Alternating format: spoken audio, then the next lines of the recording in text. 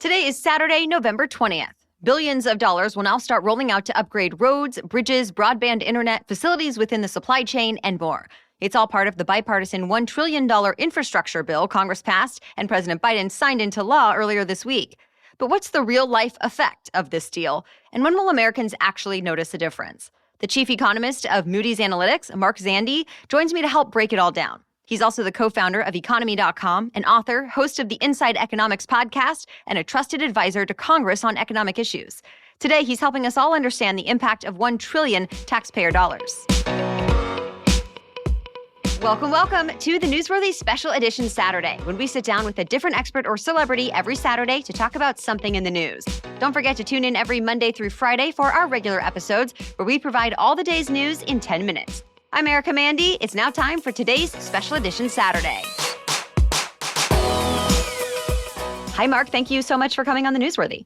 It is great to be with you. Thanks for having me. So first, tell us a couple of the biggest things in the infrastructure bill that recently passed that could impact average Americans. Well, how about those roads and bridges and airports and public transit and seaports and broadband? I think that they'll affect everybody in a very positive way. I mean, I think we can all look outside our door, our home, and see a public infrastructure project that could do us some good. Let's say this time next year, some of these projects will get going. And then it really kicks into high gear into 23, but really into 2024 and 2025. That's when the bulk of the construction activity will be kicking into full gear. And, we'll have the benefits of all this in the second half of the decade. So that kind of gives you a sense of the timeline. Anything in there that stands out to you that maybe the average American hasn't heard about or doesn't know about when it comes to this bill?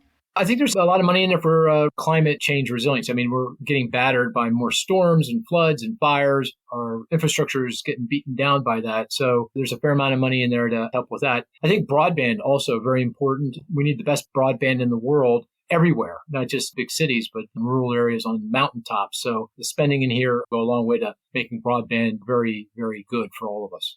What's the impact on job creation, and what types of jobs can we expect to come out of this? I've estimated that at the peak of the impact, say 2025, there'll be about 800,000 jobs, give or take. Obviously there are construction jobs, there's manufacturing jobs, there's transportation, distribution jobs. There's, other jobs that are generated by that. So the construction worker gets a paycheck, and that construction worker then goes out and buys a car, might buy a home, and that generates a lot of other activity and other types of jobs. And just to clarify, for people who don't follow the numbers, is 800,000 a lot of jobs for this amount of time?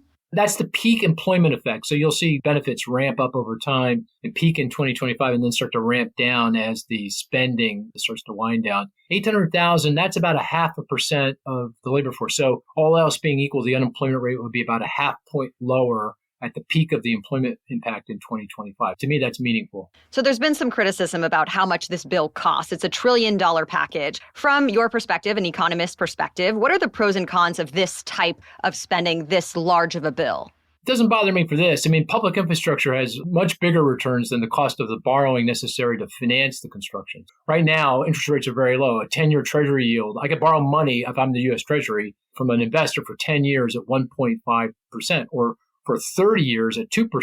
Any project we pick here is going to have a return of higher than 2%. So it just makes good economic sense. In fact, it's kind of nuts that we haven't been doing this until now, because the returns on this are so, slam dunk positive. And you said for specifically this bill, but not necessarily spending that much for everything. Well, the other part of the Build Back Better is the social programs and tax credits to help support the various types of social types of activities, healthcare and education, childcare, elder care, housing, that kind of thing. That, I think, should be paid for. But the public infrastructure, and here the numbers are relatively small. I mean, if you do the arithmetic, it's $550 billion over 10 years in additional infrastructure spending. Maybe it adds $250 billion over 10 years.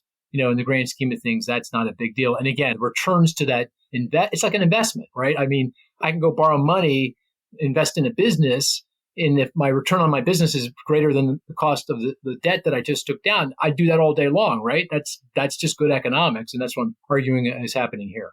The Labor Department says inflation hasn't been as high as it is right now in 3 decades. How did we get to this point right now?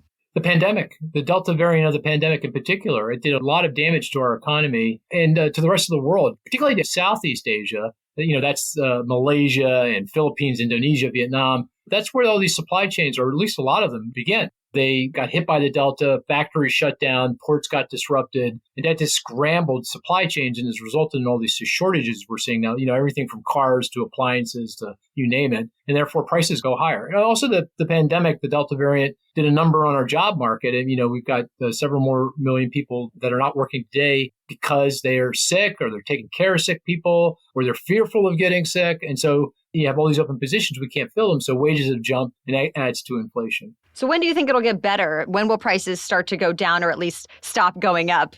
I think we're seeing the worst of the inflation right now. Maybe another month or two as things kind of work through. The Delta variant's now starting to wind down, and hopefully the pandemic continues to recede. But I am assuming that each new wave we get of the virus is less disruptive to our healthcare system and our economy than the previous wave. If that's the world we face, then I think inflation will moderate. And, it's not going to be quick. It's not going to be next month. But by early next year, I think inflation will not be something we're talking about. Still ahead, the big ticket items. Mark Zandi says shoppers may actually want to hold off on buying, at least until inflation cools off. And much more to talk about. But first, let's take a quick break to thank our sponsors. Today's episode is brought to you by KiwiCo. I'm always so excited to talk about KiwiCo because we love it in our family. It makes learning fun for kids and takes the pressure off the parents to figure out what to buy that's going to keep your child busy, happy, and challenged. KiwiCo Crates will cultivate your child's natural creativity and curiosity with new science, art, and geography projects delivered to your door every month. From discovering the science of magic to engineering a domino machine and more. My son Dax is a bit too young still for all of that, but we still love getting our KiwiCo crates with toys and activities that are perfect for his age and his development. And really, now is the perfect time to talk about KiwiCo because you can also give a KiwiCo subscription as a gift, and it'll keep on giving with hands-on learning all year long. So this holiday, don't just teach kids how to buy, teach them how to build. Get 50% off your first month plus free shipping on any crate line with code NEWSWORTHY at kiwico.com. That's 50% off your first month at KIWICO, kiwico.com with the promo code NEWSWORTHY. This episode is also brought to you by BetterHelp. When was the last time you thought about your mental health? I think it's so important to talk about because our mental health is just as important as our physical health. When anything, even temporarily, might be interfering with your happiness, why not address it? There may be even things you don't realize are getting in your way. So big or small, BetterHelp wants to help. BetterHelp will assess your needs and match you with your own licensed professional therapist to help you figure out what's going on. And I love that you can message your therapist anytime. And of course, you can set up phone or video calls to really get the full benefit of BetterHelp. They have counselors who are specialized in stress, anxiety, grief, relationships, and much more. And if you're ever not happy with your counselor, just change counselors anytime until you find the right fit. And you always connect in a private online environment. I want you to start living a happier life today. And as a listener, you'll get 10% off your first month by visiting betterhelp.com/newsworthy. That's BetterHelp, H-E-L-P, betterhelp.com/newsworthy. Okay, now back to my conversation with economist Mark Zandi. Okay, so any big purchases that our listeners should maybe hold off on making if they can, because maybe the cost of that big item will go down next year? Yeah, car. Believe it or not, there's only 75,000 vehicles on dealer lots. In a typical time, it's closer to 500,000. So there's just, there's not a lot of cars out there. So if you don't need to buy a car, don't buy it. There's not much choice for you. If you do buy it, you're going to pay a pretty penny for it. So why not wait? Home improvement also, maybe wait a little bit.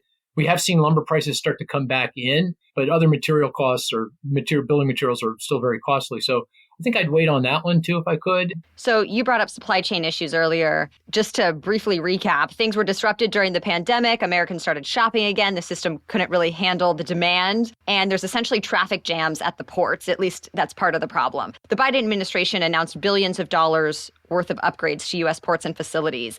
Do you think that will make a difference? And if so, how long will it take? When can we expect to see supply chain issues calm down? It's going to take some time because, the metaphor I have in my mind is a jigsaw puzzle, right? The first part of putting that puzzle together is pretty hard, right? All you've got is the picture on the box to go with, and getting all those pieces in the right place is not easy. But once you got half the puzzle in place, the last half of the puzzle, getting that together, that goes a lot faster because you got pieces in place and you can kind of figure it out. I think that's what we're going to see with the supply chain. And, it's going to be slow going here for the next 3-6 months. But by mid next year, I think the pieces will be coming together more quickly and supply chains will start ironing themselves out. All right, let's briefly talk about one more big issue in Congress right now, and that is the debt ceiling. We always try to clarify with this one that it is not about spending more money, but it's about being able to pay off bills we already owe, right? How would you explain it? Well, that's just it. We have already passed laws that have appropriated more spending or tax cuts or whatever the lawmakers have decided they want to do, and they need to pay for it. And if we don't raise the debt limit, then the U.S. Treasury is not able to borrow the money be necessary to pay for those things that previous lawmakers already agreed to, signed on the dotted line and agreed to do. It's all about making sure that we fulfill our obligations. The metaphor here for me is Game of Thrones. We're the Lannisters. We pay our debts. So, to even think that we might not, or even hint that we might not pay our debts on time, I think it's going to be very costly. I mean, we benefit enormously as a nation because everyone believes that if they get a U.S. Treasury bond, they lend money to us, they're going to get paid back and paid back on time. Why does it become so politically controversial when this needs to happen? Is it just the perception of something that has debt in the name? Everything these days, right, is used as a political cudgel. Whether you're Democrat or Republican, it just feels like, it goes to our politics. And the debt limit has gotten more political. It's always been kind of political. It's been around 100 years or so. First 50, 60, I don't think it was politicized. It's kind of sort of been painted as a litmus test if you're fiscally disciplined and responsible. If you vote for an increase in the Treasury debt limit, then you're fiscally irresponsible. That's how it's been painted. But obviously, that's just wrong. If you're irresponsible, it's the legislation you pass that caused the deficits that you now have to pay for. That's what's irresponsible. But nonetheless, that's the way it's been used and politicized. And so, it's just like everything else in D.C., the parties involved are using that to hit each other over the head. To wrap things up, you've seemed pretty optimistic about where the economy is headed. Can you explain why and what you expect in the near future in general? The pandemic is still a problem. We've got to get past this thing. But assuming we do, then I think we're all going to get back to what we were doing pre-pandemic. And that means the economy is going to feel a lot better. We got our problems. Inflation is a problem. But just think about where we are today compared to 18 months ago. It's pretty amazing how quickly we've recovered. 18 months from now, we'll be back to full swing. That'll be a 3-year period from when the pandemic hit to when we're back to full swing. Just for context, it took us 10 years to get fully back from the financial crisis that hit back 10 years ago. The period that we're in, very tough period, no doubt, very, very difficult. But nonetheless, we reasonably gracefully navigated through. Of course, the script's still being written here. We'll have to see how it goes. You'll have to invite me back 18 months from now, but I feel pretty good about where we're headed. Well, thank you to Mark Zandi for sharing his insights with us. To hear more from him, you can check out his podcast, Inside Economics. And next week, we'll be diving deeper into the reasons behind the supply chain problems, the impact on you, and what it'll take to smooth out the system. That's next Saturday. But first, join us here at The Newsworthy on Monday. We provide daily 10-minute news roundups every weekday. But until then, have a great weekend.